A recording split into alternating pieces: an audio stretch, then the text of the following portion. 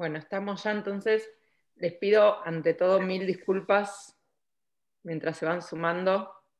Ahí vamos a esperar 2 minutos a que entren todos.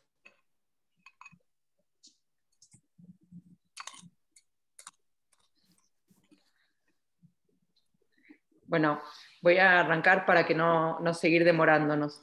Les vuelvo a pedir 1000 disculpas, tuvimos algún problema técnico que no nos había pasado nunca, pero las cosas ocurren, así que tuvimos alguna dificultad y no pudimos linkear con YouTube, así que, bueno, bienvenidos ahora a esta nueva plataforma.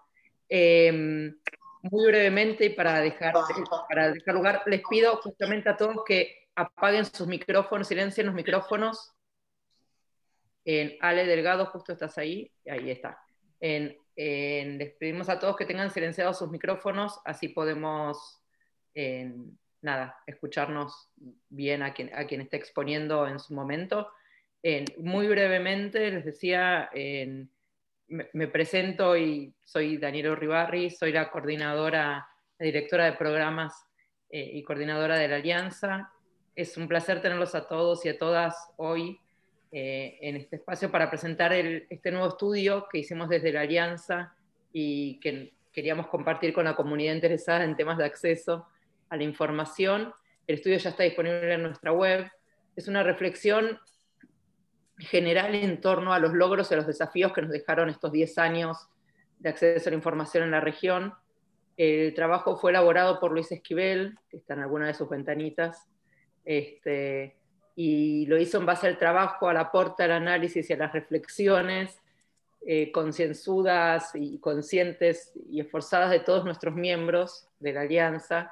Para quienes no nos conocen, la Alianza Regional por la Libre Expresión e Información es una red con 15 años de vida, integrada por organizaciones de la sociedad civil referentes en la materia de 16 países de las Américas y el Caribe. Así que quiero agradecer muy especialmente la presencia, la participación de Pedro Vaca, el nuevo relator de libertad de expresión de la Comisión Interamericana. Aprovecho para felicitarlo públicamente, aunque ya lo hicimos en privado, por el nombramiento y por el desafío que se animó a asumir. Y simplemente entonces los dejo que escuchemos el intercambio entre Luis y 3 directores y directoras de algunas de nuestras organizaciones miembros. Están presentes Amada Ponce, de CELIBRE, Honduras, Aide Pérez Garrido, de Fundar México, y Sebastián Pilo, de ASIG, Argentina. Bueno, como les dije ya, Pedro Vaca. Y finalmente también va a estar compartiendo algunas reflexiones Javier Castro de León, que además de ser el miembro de El Salvador en la red, es integrante del Comité Ejecutivo de la Alianza. Y al terminar, si nos queda un poco de tiempo, eventualmente podemos hacer algún intercambio de ideas y preguntas que tengan ustedes para los participantes. Así que, Luis, todo tuyo. Gracias Daniela, y gracias por invitarme a participar en el estudio. Bueno, como dijiste, tenemos un panel de lujo, ¿no? Que representa no solo diversidad en términos de organizaciones, ¿no? Tenemos organizaciones de país, organizaciones regionales como la relatoría, pero también geográficamente, ¿no? Hay una buena representación geográfica, empezando desde México hasta Argentina, ¿no? Y la idea de este reporte surge en un momento clave para la región, porque por un lado ya tenemos 20 años, ¿no? Desde que empezó esta ola de aprobación de leyes de acceso a la información, lo cual ha generado un cuerpo, ¿no? Una serie de experiencias muy valiosas que vale la pena recoger, y voltear atrás, ¿no? Ahora en este momento nos ayuda a entender esta experiencia, las lecciones aprendidas, los desafíos y también los logros, ¿no? Que siempre es importante reconocer que el camino que se ha recorrido. Pero por otro lado, también es un momento importante por la serie de retrocesos democráticos que estamos viendo también a nivel global, pero que se ven reflejados en la región, ¿no? Obviamente en algunos países de forma más grave que en otros, pero con la constante de que el régimen los regímenes de acceso a la información, como parte de las instituciones democráticas y de las instituciones que pueden de alguna forma contribuir a los balances y contrapesos, ¿no?, de la democracia, pues son víctimas de este retroceso, ¿no? Y aquí tenemos casos de nivel extremo, como lo es el caso de Nicaragua, pero también hay otros casos como Brasil, Ecuador, El Salvador, México, ¿no? O incluso Uruguay, donde se están viendo también estos retrocesos. Entonces, es por esto que reflexionar en estos momentos los principales logros y desafíos, así como el estado de situación, nos permite, de cierta manera, informar mejor los esfuerzos que se hacen con miras al futuro, ¿no? O sea, que se van a llevar a cabo desde la sociedad civil, desde organismos multilaterales, desde incluso los propios gobiernos, ¿no? Y bueno, ya entrando en la materia, por cuestiones de tiempo, lo primero que me gustaría destacar es que a pesar de que ha habido retrocesos, y vamos a hablar de estos retrocesos un poco, sin lugar a dudas la región está mejor ahora que lo que estaba cuando empezó la ola de transparencia, ¿no? La ola de leyes de acceso a la información en el 2002 con la ley en México y en Panamá, ¿no? Ahora todos los países latinoamericanos pues cuentan con un régimen relativamente funcional en acceso a la información, exceptuando Bolivia, Cuba y Venezuela. Y bueno, está la cuestión del Caribe, pero eso, bueno, también es algo para tener en cuenta, ¿no? Una de las cosas también para remarcar es que por lo general, las leyes son adecuadas, salvo algunos casos puntuales en algunos países en cuanto a debilidad o inexistencia de órganos garantes, ¿no? Por ejemplo. Y también algo que es importante es que se ha generado jurisprudencia, ¿no?, en la mayoría de los países, tanto, bueno, a nivel de país, también como a nivel regional, ¿no? Aquí principalmente el trabajo que se ha hecho en la Corte Interamericana. Por otro lado, y esto me parece interesante en el contexto de la Alianza, que es una organización que trata los temas de libertad de expresión y de acceso a la información, se ha visto un círculo virtuoso entre el periodismo, sobre todo el periodismo de investigación y el periodismo de datos, y el ejercicio del derecho de acceso a la información, ¿no? Ahora, no resultando en investigaciones periodísticas más sólidas. Si bien estos avances son notables, también es muy importante tener en cuenta que los procesos de implementación no han sido siempre hacia adelante y de forma sostenida, ¿no? Hay muchos desafíos todavía y ha habido retrocesos también en estos 20 años, pues ya hay avances, pero también ya tenemos casos importantes de retrocesos, ¿no? Y aquí uno de los principales desafíos que surgió del análisis, ¿no?, de las organizaciones es el que todavía hay un bajo nivel de conocimiento y del uso del derecho de acceso a la información. Este está principalmente concentrado en organizaciones no gubernamentales, en la academia y en el periodismo, como les había mencionado, y sobre todo en zonas urbanas, ¿no?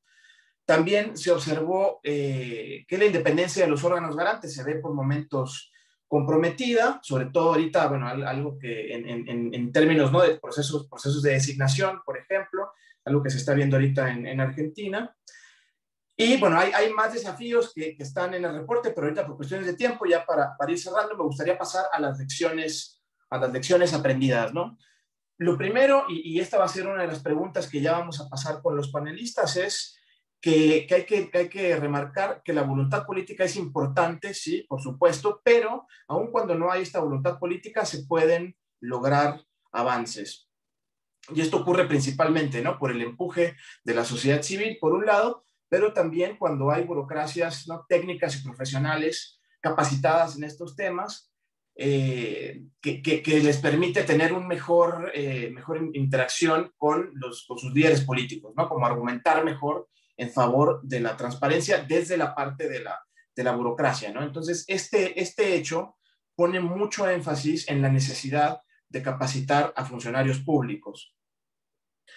Por otro lado, también es fundamental, vinculado al poco uso y al poco conocimiento del derecho, que el Estado no debe de dejar caer el tema de la promoción del derecho de acceso a la información.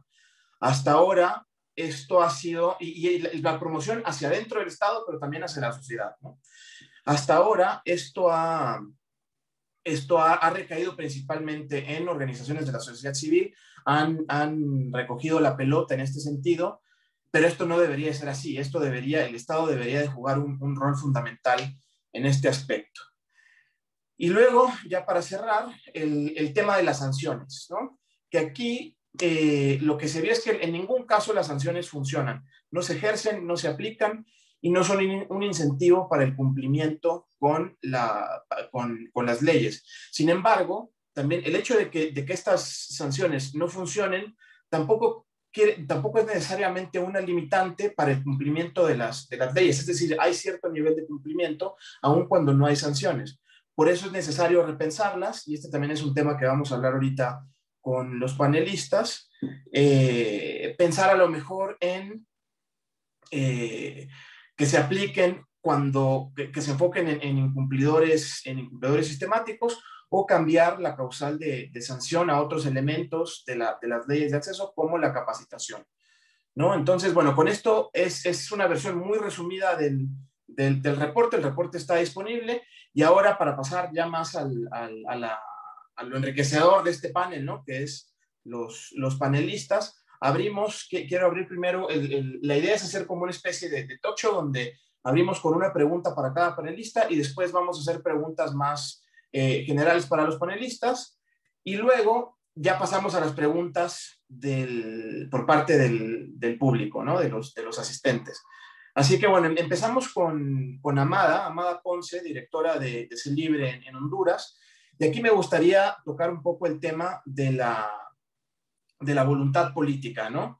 Porque como les mencionamos, ¿no? O sea, es importante, es algo importante, pero en Honduras la situación actual es interesante, ¿no? De lo que comentábamos en la elaboración del estudio, porque eh, los actuales comisionados de Honduras, si bien la política ha influenciado el órgano garante, ¿no? El funcionamiento del órgano garante, las designaciones, ahorita los actuales comisionados están buscando desmarcarse un poco de la política, ¿no? Lo cual sugiere que aun cuando no hay voluntad política por parte de las élites, es posible generar estos cambios, ¿no? Entonces, la pregunta para Amada es cómo se pueden capitalizar estas confluencias de factores, ¿no? Cuando tienes obviamente una sociedad civil que está empujando, pero también tienes de repente a alguien que quiere desmarcarse. ¿Cómo se pueden capitalizar estos y promover avances en la agenda? Y bueno, y que cuente un poco sobre la experiencia en Honduras en esta coyuntura actual, ¿no?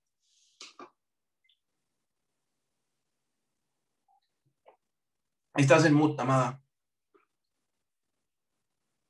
Amada, estás en mute. Ahí está. No me permite, ahí está. Bien, muchas gracias. Bueno, para empezar, en Honduras existe una ley de acceso a la información pública y transparencia. Es una ley que permite la creación del Instituto de Acceso a la Información Pública, y esta normativa es muy bien percibida, ha sido muy bien percibida a nivel regional. Incluso dentro del estudio está valorada con una escala de hasta 150 puntos, con una valoración de 84 puntos. Esto nos da ideas de que, bueno, hay elementos para trabajar este tema de acceso en el país. Sin embargo, pese a que existen normativas claramente que favorecen la transparencia, también tenemos normativas que no están permitiendo el pleno desarrollo de este derecho. Una de ellas es la denominada Ley de Secretos, o Ley de Clasificación de Documentos Públicos relacionados con seguridad y defensa nacional, creada esto en el 2014. En medio de estas dos normativas muy, muy fuertes, por un lado, que permiten el acceso, y por otro lado, que lo concentran en las decisiones de la institucionalidad, es un papel sumamente importante el trabajo que desarrolla el Instituto de Acceso a la Información Pública, y cómo la ciudadanía respalda de alguna forma este trabajo, que bueno, está empezando a desenmarcarse del de la centralización que existe en el Poder Ejecutivo.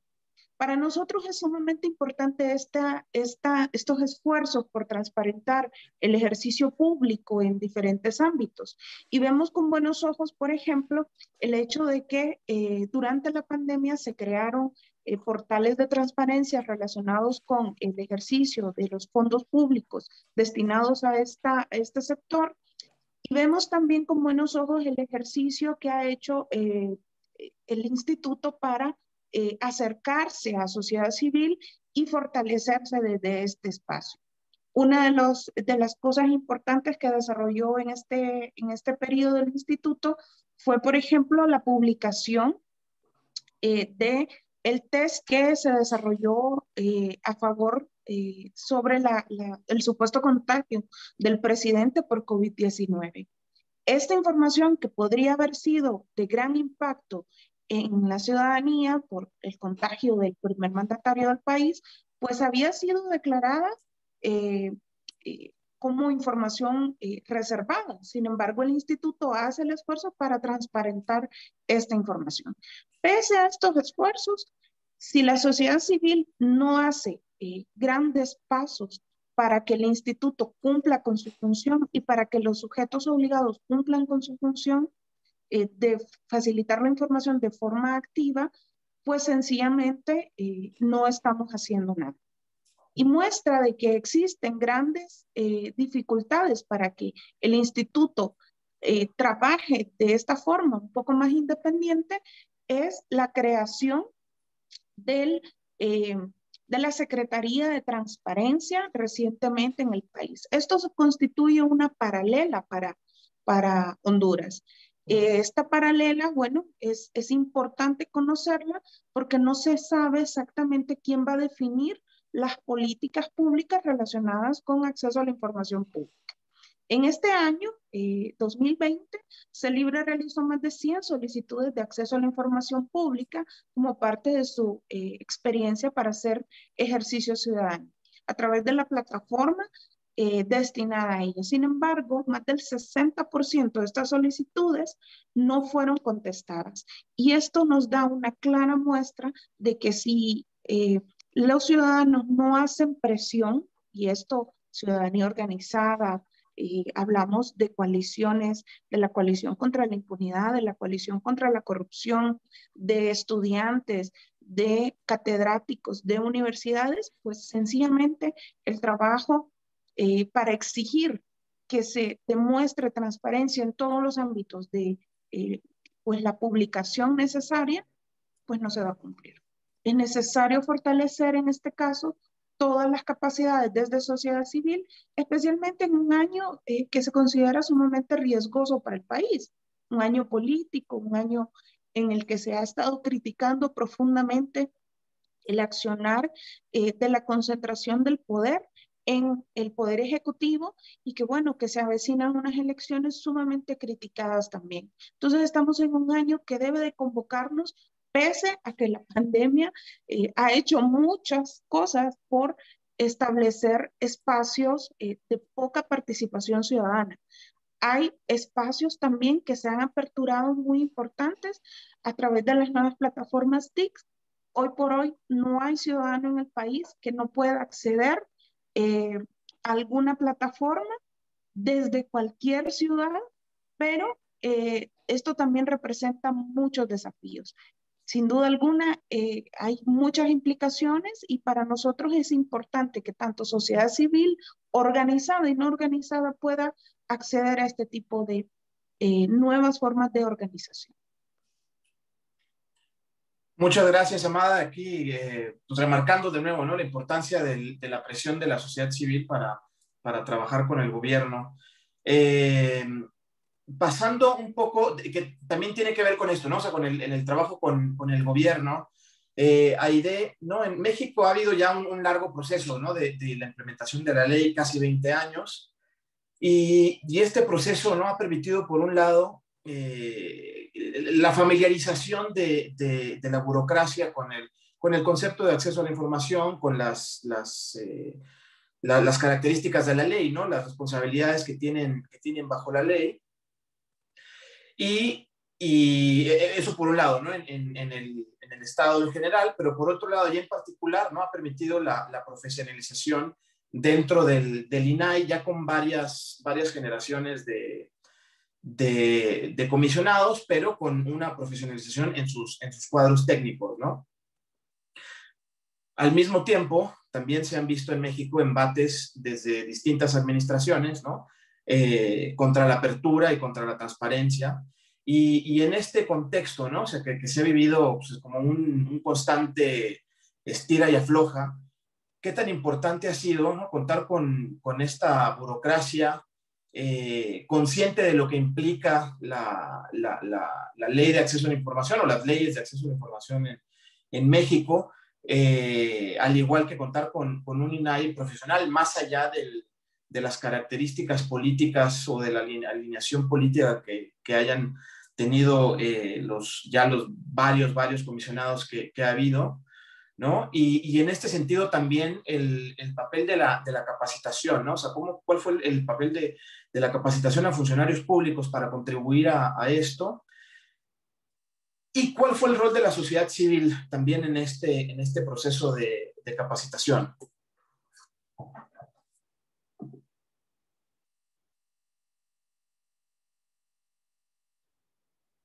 ¿Aide? ¿Estás en mute?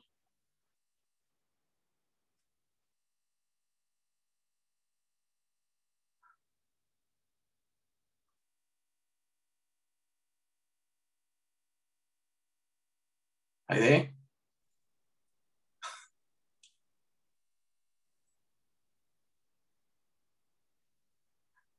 Parece que no puede quitar mute. No sé si, Sofi, si le puedes quitar mute directamente. Ahí está. Ya. Disculpen, pero me aparecía que yo no podía quitar el mute, lo tenían que hacer quienes están administrando el Zoom. Pero bueno, muy buenos días a todos y a todas. Me da mucho gusto estar en esta mesa, en este panel con todas y todos ustedes, colegas. Y pues para entrar de lleno a la pregunta que hacías, Luis, creo que vale la pena dar algunos datos para que quienes nos acompañan en este panel dimensionen cómo ha sido el desarrollo del acceso a la información en México, como bien señalas, en los últimos 20 años. Hay datos interesantes que compartir con ustedes. Actualmente se está haciendo un estudio entre la London School of Economics y la Marquette University en Estados Unidos que analiza el Big Data del acceso a la información, y algunos hallazgos preliminares de este estudio nos señalan que en México, del 2002-2003 que inició el sistema de acceso a la información, al 2019 se han realizado alrededor de 2.200.000 solicitudes de información. Esto, bueno, sin duda es un mundo de solicitudes de información, y hemos visto cómo han ido aumentando de manera significativa conforme pasan los años. Y aquí un par de datos que justamente se colocan en el estudio que tú realizaste, Luis. Por una parte es que en 2003, digamos, el primer año de operación del sistema de acceso a la información, se recibían 22.000 solicitudes de información en el año, digamos, en 2003. Y en 2019, no los datos de todo el año, sino de 9 meses, se recibían 217.000 solicitudes de información. O sea, les doy estos datos para que dimensionemos un poco lo que tú decías al inicio, Luis. Efectivamente hay un montón de retos y desafíos, y las distintas administraciones en México han intentado retrocesos significativos, pero esto no quiere decir que la evolución del derecho, su institucionalidad, su marco normativo no haya avanzado, y tampoco que no se hayan incrementado las solicitudes de acceso a la información de manera importante.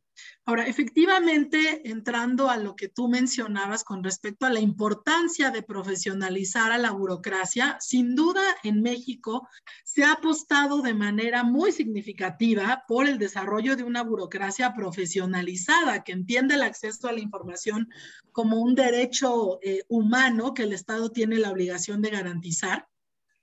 Recordemos que en México existen 33 órganos garantes, es decir, tenemos un órgano garante nacional autónomo a partir de la reforma de 2014, pero también hay órganos garantes en cada uno de los estados de la República que tienen pues básicamente las mismas facultades y responsabilidades en materia de acceso a la información, que no es otra cosa más que velar porque se garantice de manera cabal el derecho. Estos órganos garantes han sido, digamos, la principal burocracia que se ha profesionalizado, que se ha capacitado en la materia y que también ha tenido la responsabilidad de capacitar, sensibilizar y demás a los y las funcionarias públicas del Ejecutivo, del Legislativo, del Judicial, tanto a nivel, digamos, federal como a nivel local. Entonces, podemos decir que efectivamente hay una expertise importante en esta burocracia. Hay incluso grados de sofisticación y de profesionalización ya muy importantes, pero también hay que decir que esta burocracia enfrenta los mismos desafíos que la burocracia en general en México, ¿no? Y voy a puntualizar 3 de ellos. Por una parte, ¿cómo llegan las y los comisionados a ocupar el cargo de titulares de los órganos garantes? Esa es toda una agenda muy relevante, ¿no? ¿Cómo se llevan a cabo las designaciones públicas? Nosotros tenemos en México, junto con artículo 19, un observatorio de las designaciones públicas, porque lo que comenzamos a observar es que estos órganos garantes, que para que funcionen tienen que tener cierto grado de independencia y de autonomía y no responder ni a los poderes formales ni a los fácticos, estaban empezando a ser cooptados por el poder político, por el poder económico. Entonces, este observatorio lo que intenta es colocar qué tipo de metodologías y de procesos tendríamos que garantizar para que lleguen personas profesionales que conozcan la materia y sobre todo que no lleguen atados de manos, que no lleguen para servir al poder. Este sigue siendo uno de los principales problemas. Hay comisionados que hacen muy bien su trabajo y hay otros que evidentemente sirven a intereses que no son para los cuales fueron elegidos. El segundo desafío en materia también de la profesionalización de la burocracia es el cambio que implica en términos del personal cada vez que se elige a un nuevo comisionado o comisionada. En el caso del INAI, para ponerles un ejemplo, es sabido por todo el país que el INAI está repartido en función de los 7 comisionados. O sea, no hay una burocracia profesional de carrera que permanezca independientemente de qué comisionado entra y sale, sino que tienen al INAI dividido, ¿no? Como por fracciones en función de los comisionados. Esto hace que este recambio hace que no haya la posibilidad de tener un servicio profesional de carrera sólido y que se sostenga independientemente del vaivén político.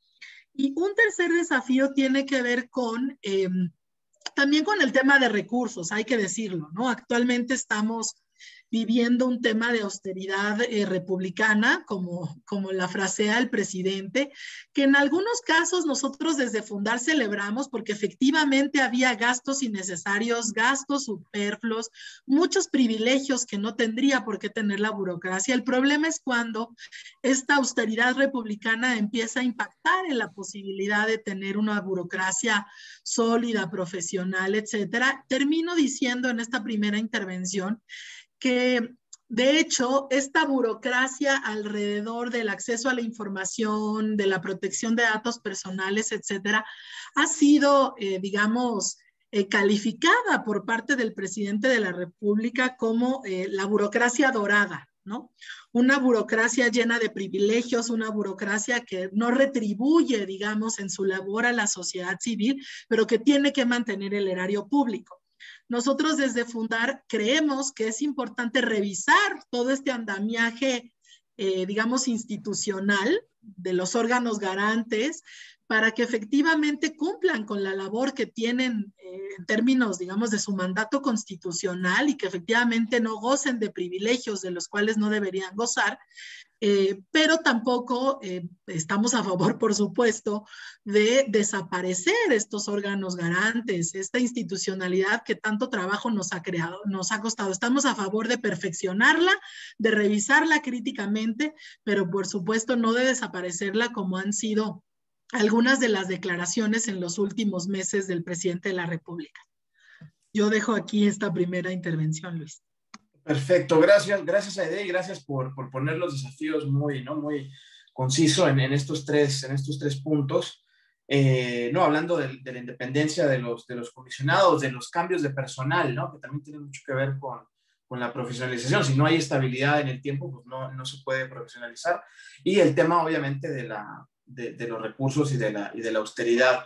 Ahora, Sebastián, pasando más a los desafíos, ¿no? Que tiene que ver con la implementación ya de las leyes con el día a día, no tanto desde los órganos garantes, sino obviamente los órganos garantes están vinculados, pero tienen que ver también con la operación diaria, ¿no? Con cómo responden los funcionarios ante solicitudes, ¿no? Que se ha visto que uno de los desafíos también que salió en el reporte es el uso ilegítimo, ¿no? De las excepciones, de las denegatorias, y también el tema de las sanciones, ¿no? Que tendría que estar compaginado con este uso ilegítimo, ¿no? O sea, en varios países de la región, así como en Argentina, ¿no? Uno de los desafíos es lograr respuestas satisfactorias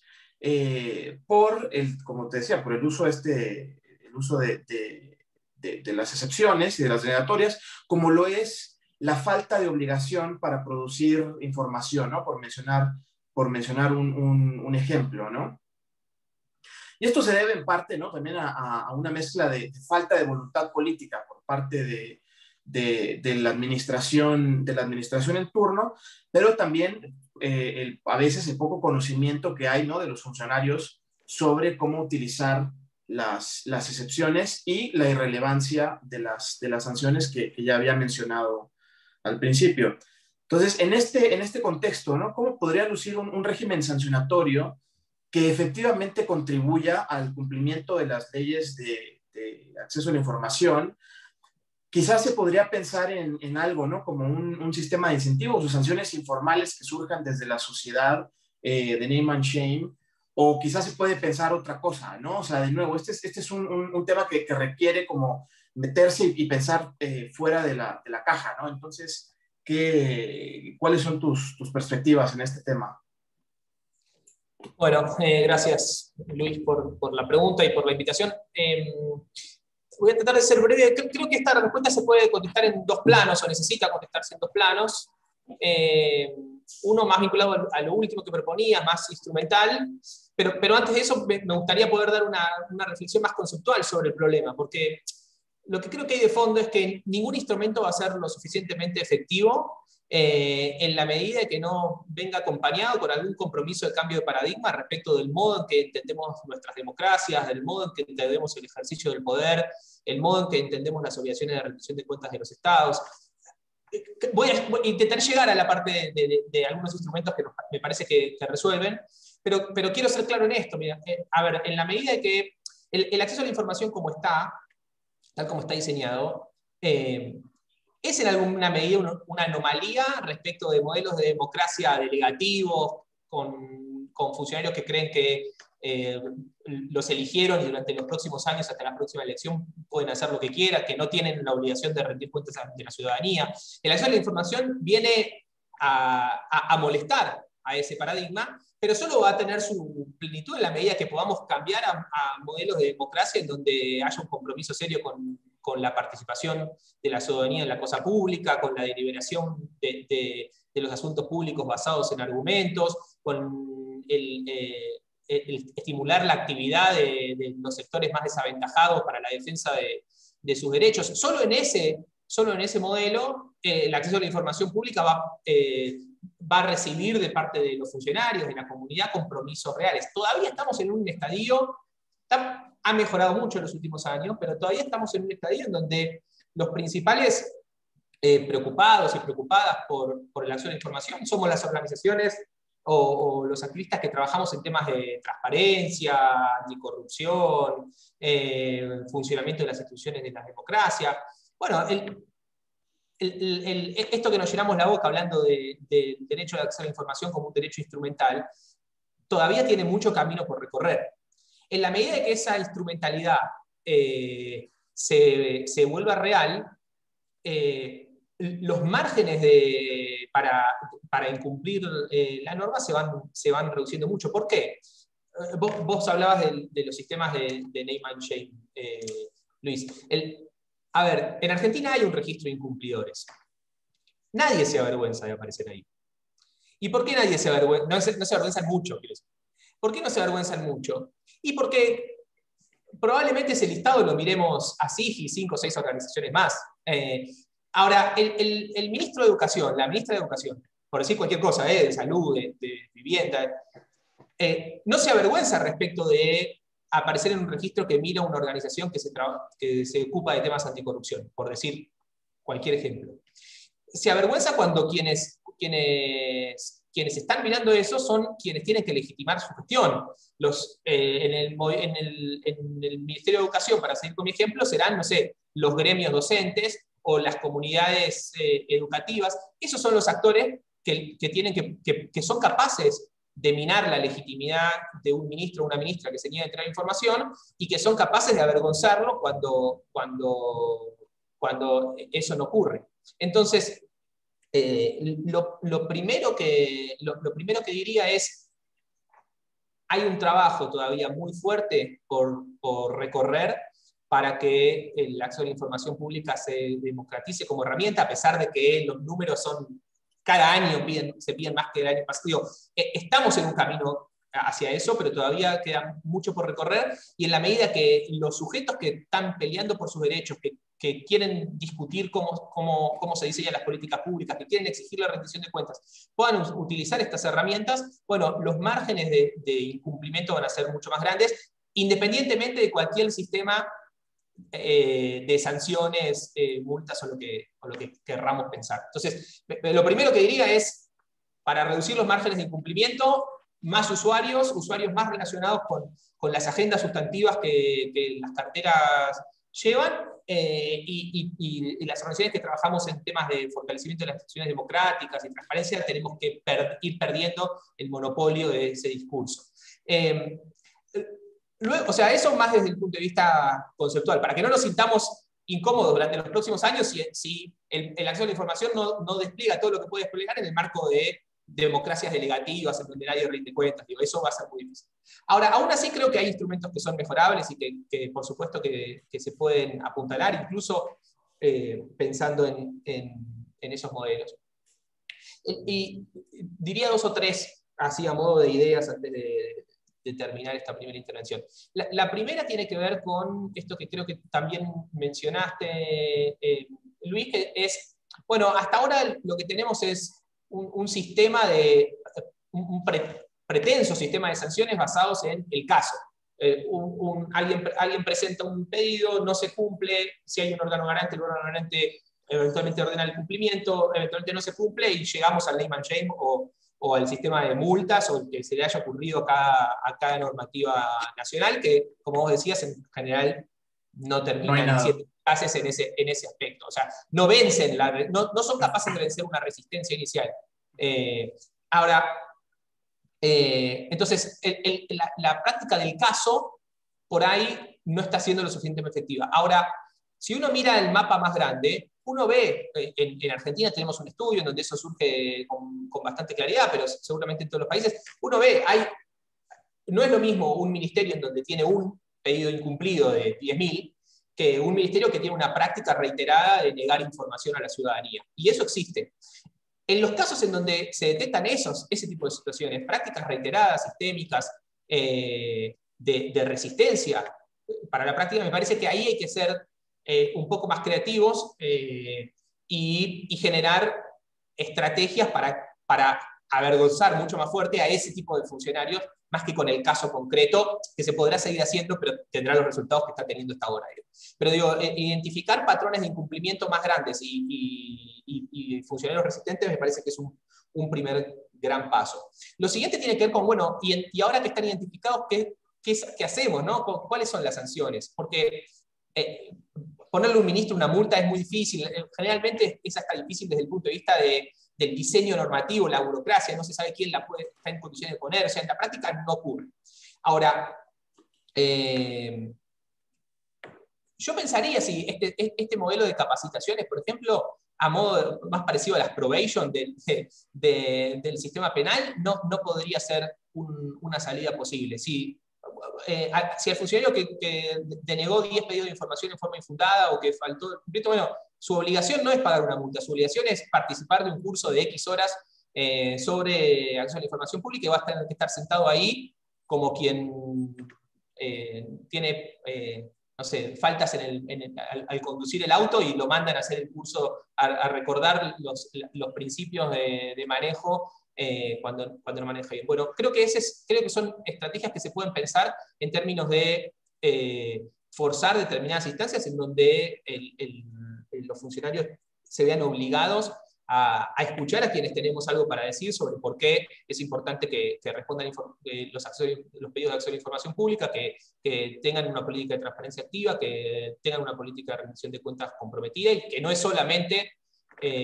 porque alguno puede estar preocupado respecto de si manejó bien o mal determinado fondo, sino que tiene que ver con que cuando se les pide información, se les está poniendo en discusión el modo en que garantizan los derechos humanos fundamentales, los derechos económicos, sociales y culturales.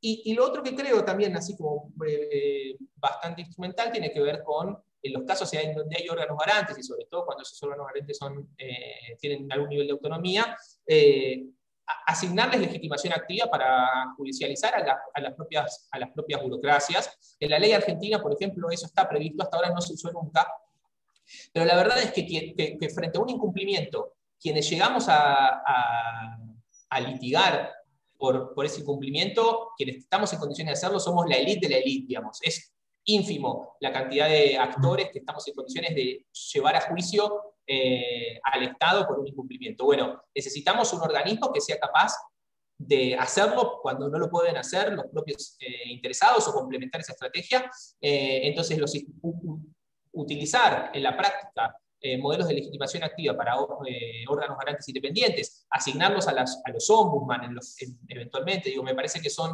mecanismos para forzar el cumplimiento que debieran ser explorados. Y dejo ahí para no extenderme más. Muchas gracias, Sebastián. No, la verdad es que muy, muy buena la conexión, ¿no?, entre cómo el uso del derecho te va limitando, ¿no? Te va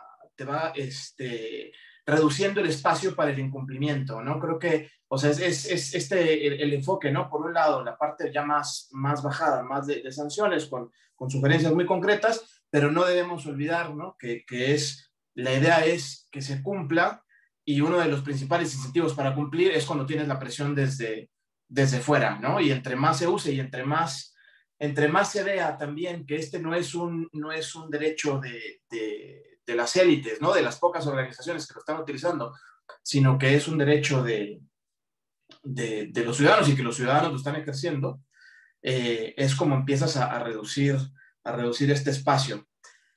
Vámonos un poco hacia arriba, ¿no?, hacia la parte regional con Pedro Vaca, relator especial de la libertad de expresión de la Comisión Interamericana de Derechos Humanos, ¿no?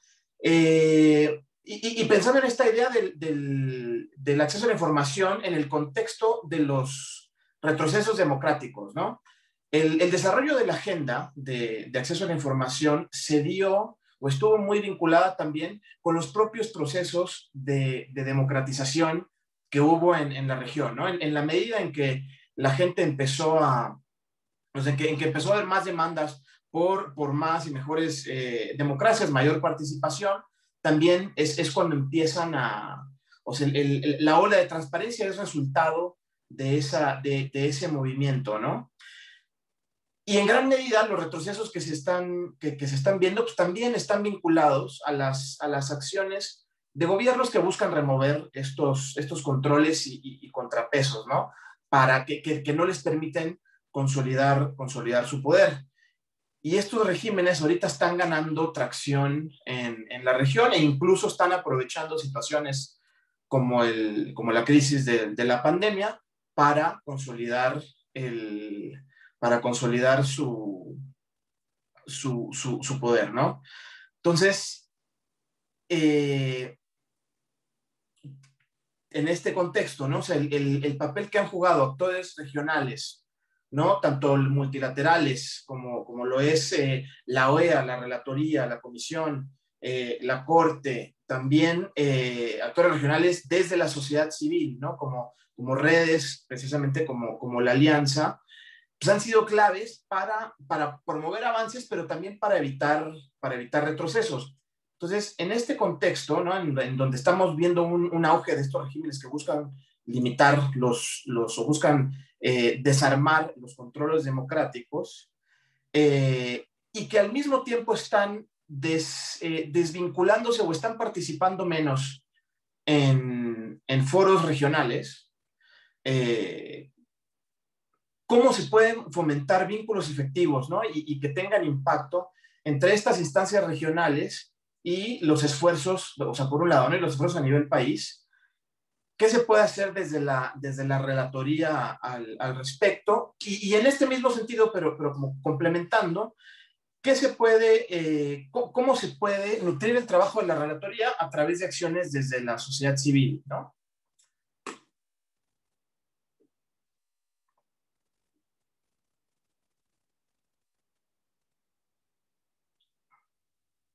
Creo que sí, Sofi, si le puedes quitar el mute a Pedro.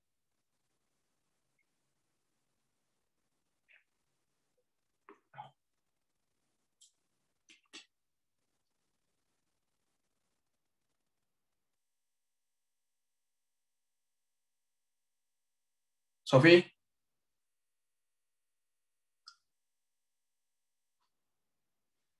Ah, ¿yo lo tengo que quitar? Ah, a ver.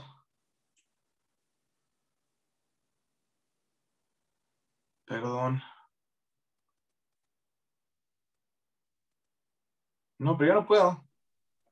Hola, Ah. ya estoy por acá. Bueno, antes que nada, muchas gracias Luis y un gracias y un saludo extensivo a toda la Alianza Regional, gente muy, muy apreciada y conocida por mí de tiempo atrás y siempre es un gusto poder estar en estos espacios ahora desde este nuevo lugar donde espero podamos seguir trabajando conjuntamente y que se pueda potenciar la relación histórica que ha tenido la Relatoría Especial de Libertad de Expresión con este tema.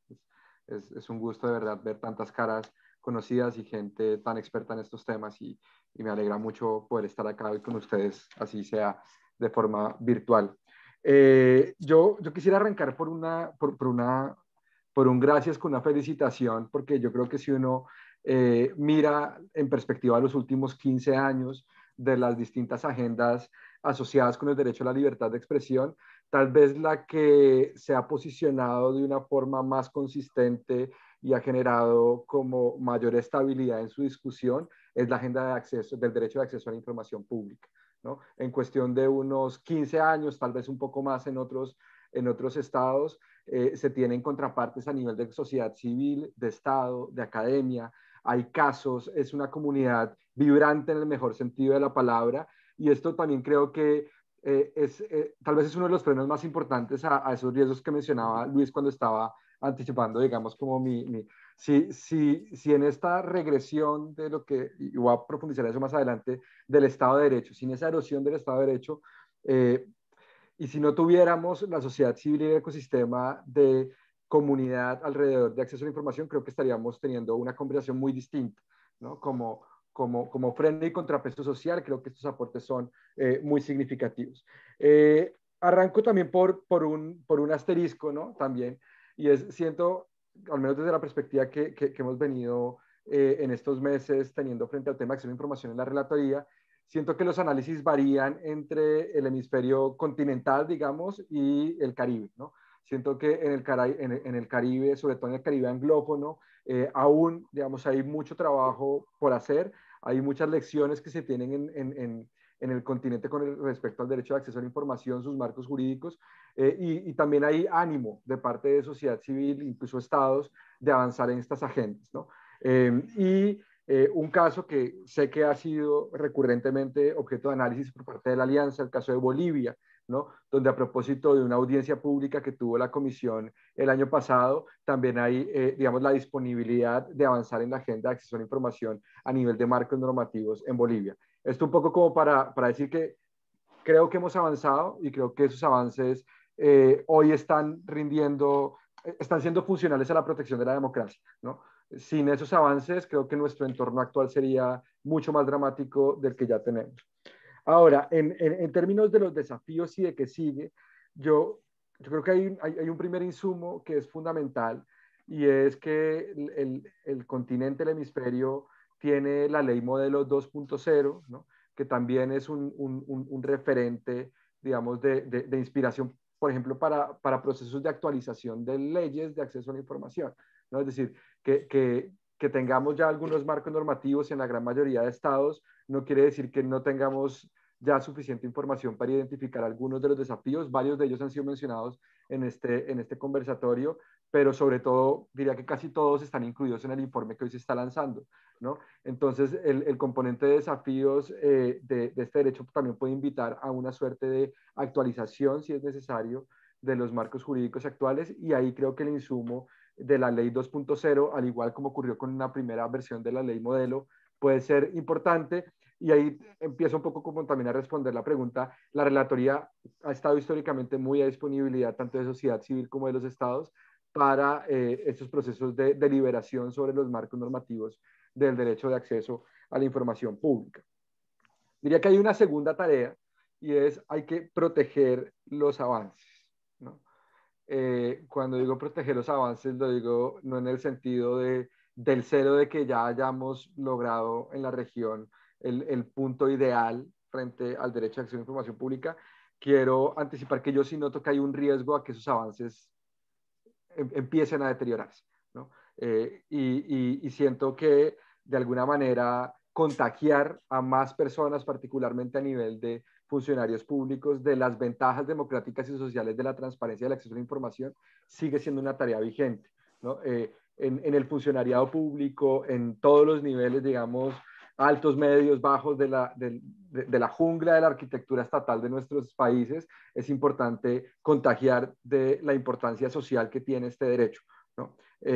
Sobre todo porque veo con mucha preocupación que a nivel de altas jerarquías y altas voces oficiales se empieza a cuestionar, a lo mejor no el derecho de acceso a la información, pero sí el avance, pero sí la estructura que se está desarrollando dentro de los distintos estados, y esto creo que puede derivar en reformas no que tiendan a ampliar, sino que tiendan a ajustar la infraestructura de acceso a la información que hemos construido a la medida de los liderazgos políticos, y creo que eso generaría un riesgo cierto.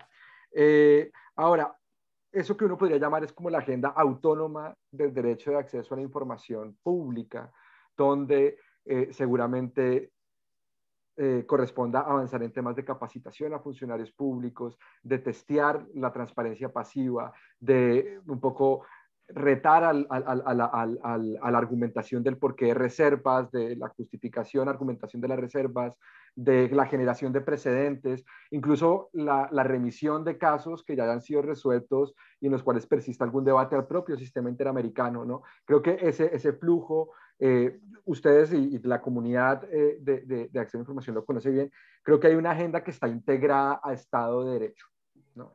Es decir, el derecho de acceso a la información es virtuoso en la medida en la que se soporta sobre un Estado de Derecho que acepta, saluda y abraza los frenos y contrapesos, donde los poderes ejecutivos les encanta que haya un órgano garante, donde una decisión de entregar información cuando previamente había sido denegada es algo que se saluda porque avanza la democracia. No estoy seguro que ese sea nuestro momento, ¿no? Siento que hay más cuestionamientos a las discusiones del acceso a la información que respaldo al acceso a la información. Incluso uno podría decir que hay intentonas, así no sean exitosas, ¿no? Pero el simple intento de que se erosione lo que se ha construido en términos de acceso a la información pública, particularmente en órganos garante, nos dice mucho un poco, nos da cierto olfato de que las cosas pueden ir hacia un desconocimiento de frenos y contrapesos institucionales, y eso nos obliga a pensar en independencia de poderes judiciales,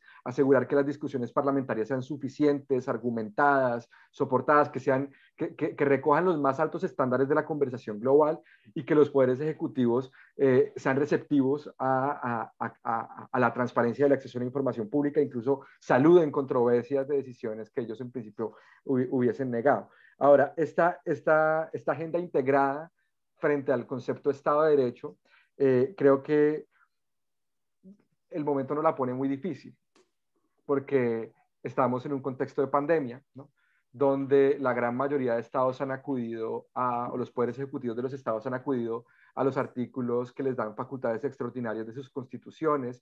Esto obviamente amplía el margen de discrecionalidad. Tenemos poderes judiciales y poderes legislativos mermados en su intensidad por la simple característica, por las características de esta pandemia, y creo que es un cóctel que hay que ver con mucha prudencia, ¿no? Es una mezcla de factores donde la pandemia puede estar jugando a favor del aumento de discrecionalidad, y hay buenos argumentos para soportarlo, pero creo que ustedes y yo estaríamos de acuerdo en que decimos que en decir que si hay un aumento de la discrecionalidad, tiene que aumentar proporcionalmente la transparencia y la rendición de cuentas, ¿no?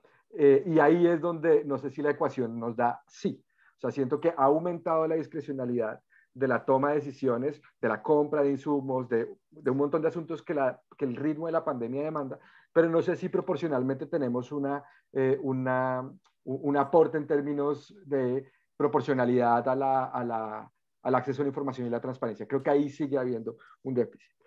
¿Cómo integrar esto además con los foros regionales? La situación de la región es la que es en términos de sus foros regionales, con sus tensiones, con sus diferencias, pero creo que ahí es donde oficinas como la que me corresponde a mí liderar tiene que estar abierta a la conversación y intentar proteger y construir con ustedes y con los estados el derecho de acceso a la información pública.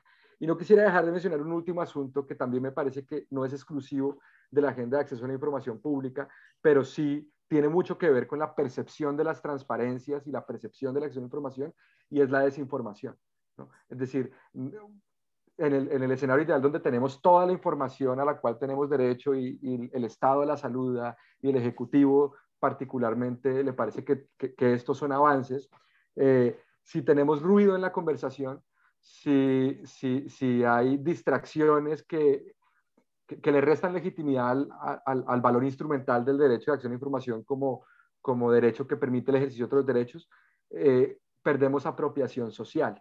Es decir, no es solo algo que se deba trabajar con los actores, mencionaba ahorita Sebastián, con las élites que han trabajado este tema, sino es algo que particularmente también toca sembrar y contagiar en sectores sociales más amplios, ¿no? Que el escepticismo a la transparencia no nos cueste lo que hemos avanzado. Y cierro con esto, de verdad, muchas gracias por la invitación a este espacio.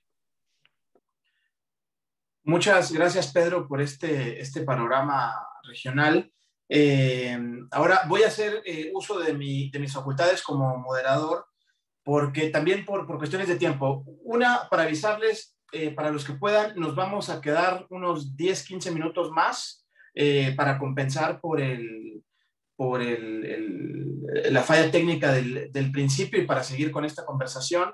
Y dos, como ya empezaron a llegar preguntas, yo tenía preguntas, ¿no?, para los panelistas, pero también en atención a los participantes y tomando en cuenta que ya empezaron a llegar preguntas, me parece que mejor pasamos directamente a las preguntas que están haciendo, y si llega a haber espacio, bueno, regresaremos a las preguntas que teníamos guardadas antes, ¿no? Y las preguntas son abiertas, así que el que quiera, pues, levante la mano y contesta, ¿no?, de los panelistas. Entonces, primero, la primera pregunta, esta es de Marcos Mendiburo. ¿Cómo se podría evaluar el desempeño de los órganos garantes debido al cuestionamiento por parte del Ejecutivo en ciertos países, ¿no? Y aquí habla si sería posible una evaluación entre pares como un mecanismo similar al MESISIC, o incluso en el marco del MESISIC.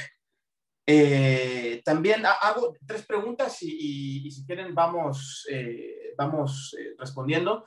Y le doy primero la palabra a Aide porque yo sé que se tiene que ir. Entonces, la segunda pregunta tiene que ver con la ley modelo, que también ya lo adelantó un poco Pedro en su presentación, pero sería interesante ver también la perspectiva de los demás, ¿no? O sea, ¿cómo puede ayudar la ley modelo, ¿no?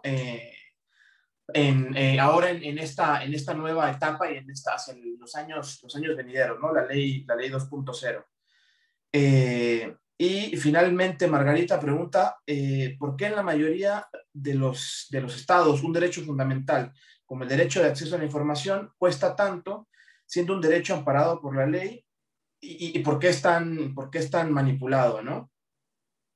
Y terminan dando respuestas que son a medias o son evasivas de algún modo, y el pedido muere cuando el ciudadano pues, no tiene los recursos, como lo decía bien Sebastián al principio, ¿no? En su participación, cuando no tiene los recursos de seguir todo el proceso y de llevarlo hasta las últimas consecuencias. Entonces, empezamos con esas 3 preguntas. Aide, te doy primero la palabra a ti, y luego de ahí vamos en el orden. Y creo que yo soy el que te tiene que dar la palabra. A ver, dame un segundo.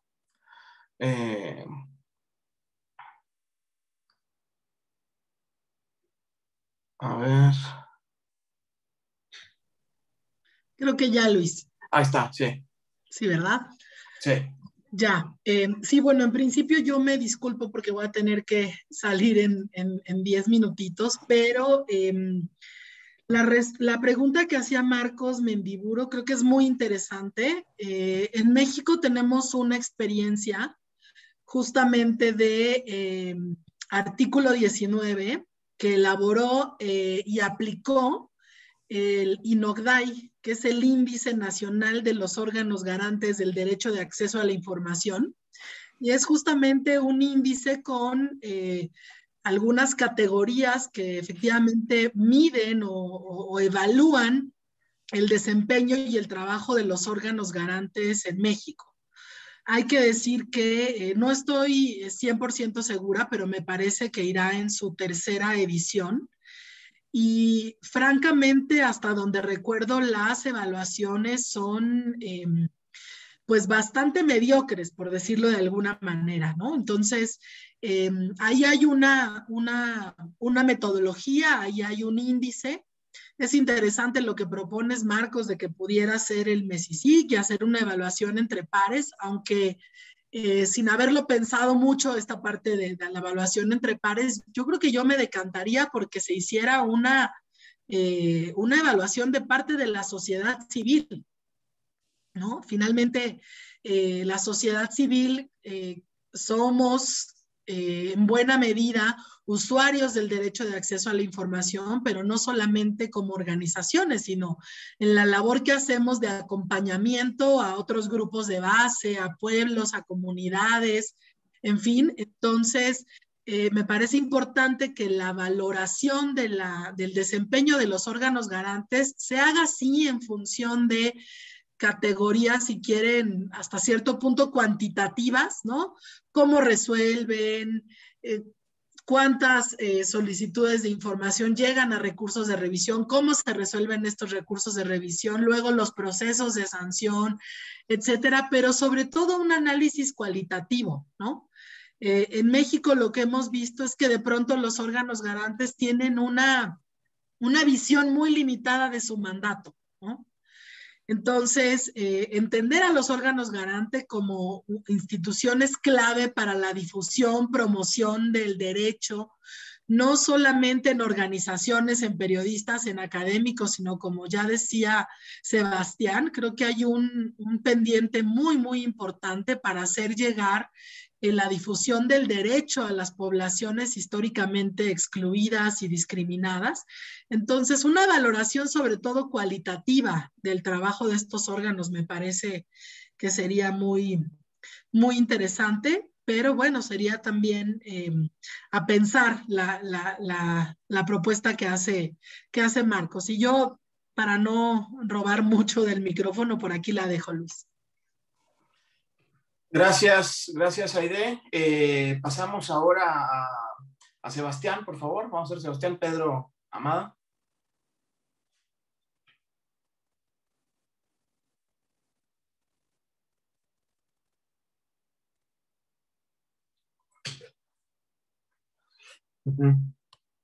A ver. No.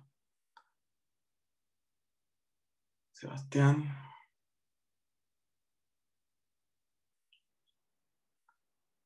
A ver.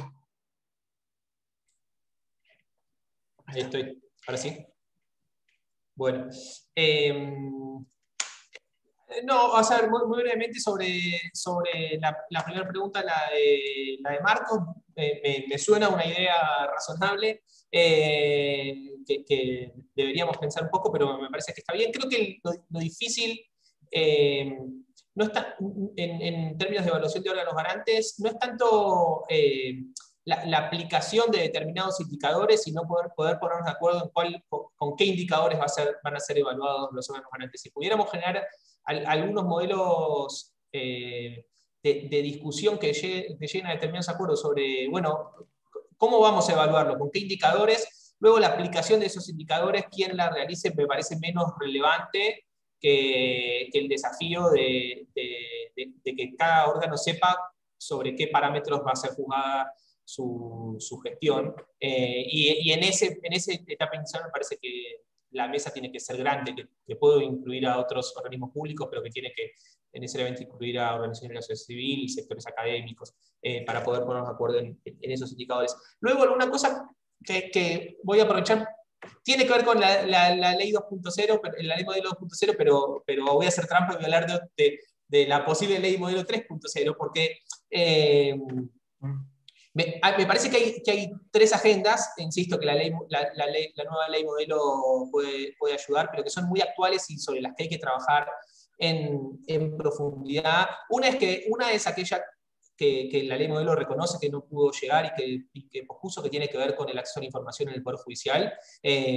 Así como decía esto de que estamos aún muy concentrados en la agenda de las organizaciones más de fortalecimiento de las democracias y no tanto en su factor instrumental, creo que también tenemos aún la mirada muy puesta fundamentalmente en los poderes ejecutivos. Ciertamente son los que van a tener naturalmente más demanda, pero creo que hay una agenda muy fuerte de la información pública en manos del Poder Judicial que debe ser empujada y que las nuevas épocas no pueden dejarlos afuera. En Argentina tenemos problemas.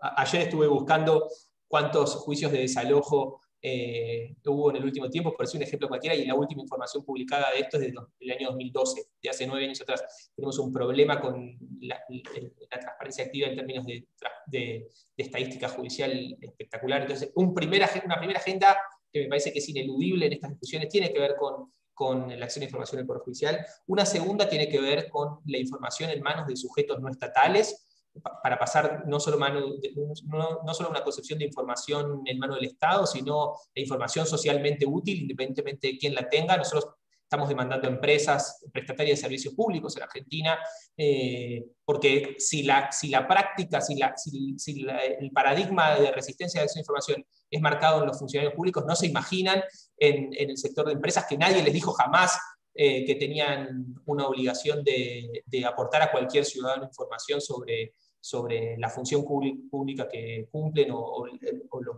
recursos públicos que reciben. Y una tercera agenda que también tiene mucho que ver con este desafío de construir una democracia de calidad, aprovechándonos de la acción de información pública, tiene que ver con las obligaciones de producción de información, ¿no? O sea, nosotros muchas veces tenemos como excepción, como respuesta es, bueno, no estamos obligados a producir información, y eso debe ser desafiado en determinados casos. Hay oportunidades en donde la falta de una supuesta obligación de producir información impide acceder a datos básicos sobre la gestión estatal, y me parece que también es un punto que tiene que ser desafiado, que la nueva ley o las nuevas camadas de leyes en la región seguramente van a ir resolviendo poco a poco, espero, pero que sobre la que todavía hay mucho para trabajar de las nuevas agendas comparada con las más tradicionales. Perfecto, gracias, gracias Sebastián, y muy bien ahí ya planteando la agenda futuro, ¿no? Pedro, a ver si voy.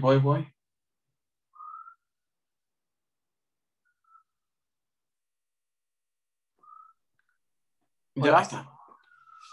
Bueno, yo voy o sea, a plantear que me parece que la ley modelo 2.0, particularmente en lo que tiene que ver con los test de interés público y los test de interés público y de daño, plantea, digamos, unas claves con las cuales se pueden sortear muchos de los casos que actualmente se están discutiendo en órganos garante. Y dejo así, nada más como punteado, hemos venido documentando y creo que cada vez va a empezar a suceder más, como las tensiones, por ejemplo, entre propiedad intelectual y el derecho de acceso a la información con respecto a las vacunas, por ejemplo. Esto creo que es una agenda que no solo va a ser importante por el derecho de acceso a la información, sino por el momento de la humanidad y el momento de la región. Estamos en la región más desigual, una de las cuales va a tener más rezagos en los procesos de vacunación, que ciertamente tiene de los países en los cuales están muriendo más personas. Luego, si durante muchos años hemos dicho que la información salva vidas, vaya si este es un momento para probar que el derecho de acceso a la información salva vidas y que hay, digamos, que si nos van a negar información, la carga de la prueba, para ponerlo en los términos en los que hemos hablado, es doblemente acentuada, si se quiere, porque contamos día a día las vidas que nos cuesta el eventualmente no tener una información a la cual debemos tener derecho. Y cerraría con una reflexión, ojalá se pueda entender más en positivo, ¿no? Creo que necesitamos forjar liderazgos públicos positivos con respecto a este tema, ¿no? Es decir, que yo creo que los hay, ¿no? Creo que es importante también que desde liderazgos públicos al interior del Estado, incluso dentro de los sistemas de partidos, en la medida en la que estamos sorteando distintos procesos electorales, la transparencia de acceso a la información sea el piso de la conversación, ¿no? Porque es fácil defender el derecho a acceso a la información cuando se está en oposición o como sorprende que cuando se está con el poder, el derecho a acceso a la información pareciera no estar muy bien ejecutado, ¿no? Creo que el piso de la conversación de una liberación democrática genuina parte por el derecho a saber, y de ahí que también debamos animar que la sociedad civil siga activa, ¿no?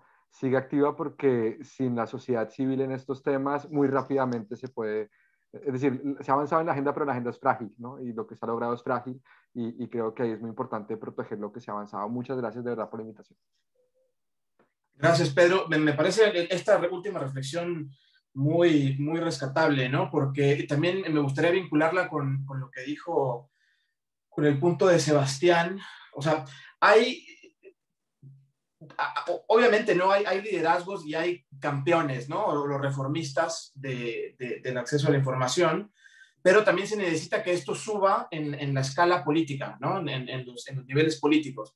Pero ahí funcionan bajo ciertos incentivos que no son necesariamente los mismos incentivos bajo los que operan ciertos, los que ahorita son los actores tradicionales. Y por eso aquí es importante, ¿no? Lo que decía Sebastián, de empezar a cerrar el margen de maniobra que tienen a través del uso, y por lo mismo también del name and shame. O sea, en la medida en la que los que hacen el shaming no son las personas que les impactan, no se va a poder. Entonces también eso tiene que ver con el uso. Pero bueno, pasamos con Amada. Y voy... Ahí está. Sin duda alguna que es importante también señalar el precio que tiene el conocimiento de la sociedad civil, el autoconocimiento sobre este derecho. Es importante, por ejemplo, y una de las experiencias muy positivas desde Honduras es que la ciudadanía ha empezado a demandar información pública. Esto en diferentes espacios. Uno de los espacios más demandantes de información pública es actualmente el Facebook, y es importante que este reconocimiento de otras plataformas de interacción desde la ciudadanía sean importantes, sean valorados y sean trasladados hacia los entes encargados de dar esta información.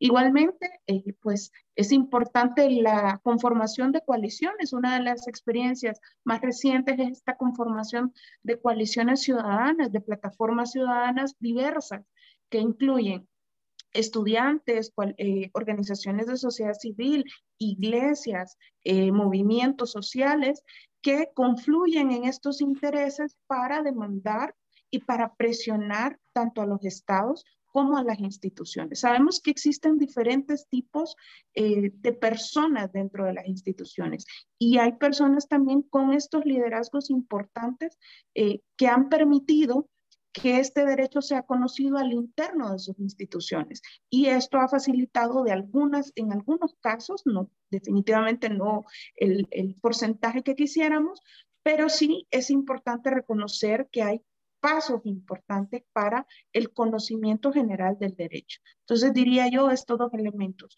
la conformación de la presión desde sociedad civil y el conocimiento del derecho.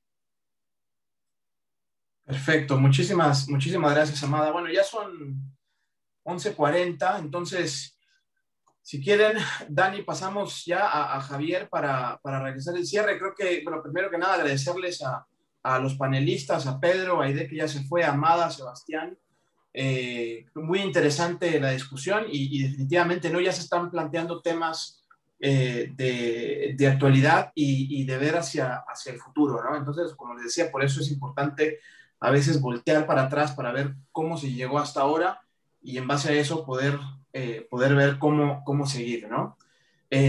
Así que muchas gracias a todos por la paciencia y dejo ahora a Javier para el cierre. Perdón, muchas gracias. Y a Daniela, perdón. No, discúlpame que me superponga, era para avisar que también Pedro se tiene que ir, así que volver a agradecerte, Pedro, la participación y el tiempo. Ahora sí, Javier, perdón. Muchas gracias. En nombre de la Alianza Regional, del Comité Directivo, del cual formo parte, y de todo el equipo y las organizaciones que integramos, queremos darles las gracias por su presencia esta mañana, esta tarde, dependiendo la hora, para presentarles este reporte que hemos venido construyendo entre los integrantes de la Alianza Regional, justamente sobre el derecho a saber, sobre los retos, desafíos que tiene y las lecciones también que ha tenido este derecho llave en los últimos años. Y en ese sentido quisiera expresar que justamente en casi 2 décadas de acceso a la información pública en la región, el balance es positivo.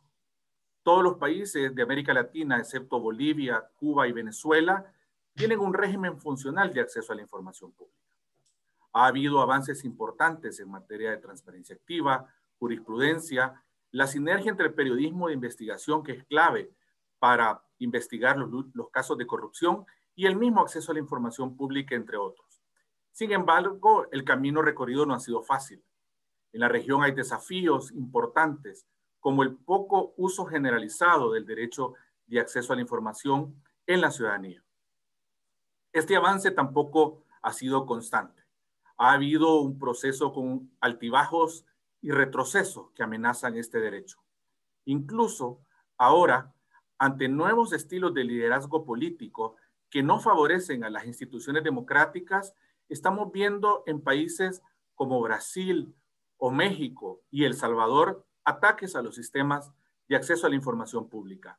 Para el caso, en el tema de El Salvador, no habíamos visto un retroceso tan marcado en los 10 años que tiene de vigencia la Ley de Acceso a la Información Pública, justamente por el debilitamiento del órgano garante que estamos observando en el último año.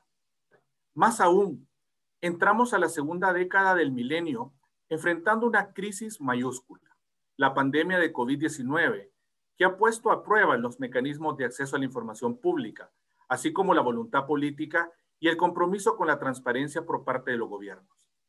Dicho esto, es importante enfatizar nuevamente que en la mayoría de los países estamos mejor en cuanto a acceso a la información pública que cuando empezamos a impulsar esta agenda. Y esto, en gran medida, se debe al trabajo de la sociedad civil y la colaboración con instancias internacionales que son cruciales para este tema, como es la Relatoría y el Sistema Interamericano de Derechos Humanos. Los cambios vertiginosos que estamos viendo ahora traen consigo nuevos desafíos, como el manejo de crisis globales como la pandemia o el surgimiento de proyectos políticos que buscan desmantelar los controles y contrapesos democráticos. Importante a considerar serán los avances tecnológicos y su impacto en la relación Estado-sociedad. La nueva normativa sobre acceso a la información pública que surja en estos próximos años deberá tomar en cuenta ese impacto, así como ya se empezó a esbozar en la versión 2.0 de la Ley Modelo Interamericana de la OEA. Mirando hacia el futuro, es importante reflexionar sobre la experiencia acumulada para aprender de ella y así estar mejor preparados para enfrentar los nuevos desafíos que nos arroja el acceso a la información pública como oxígeno de la democracia que es. Así que muchas gracias por su presencia y esperamos contar con ustedes en una próxima ocasión.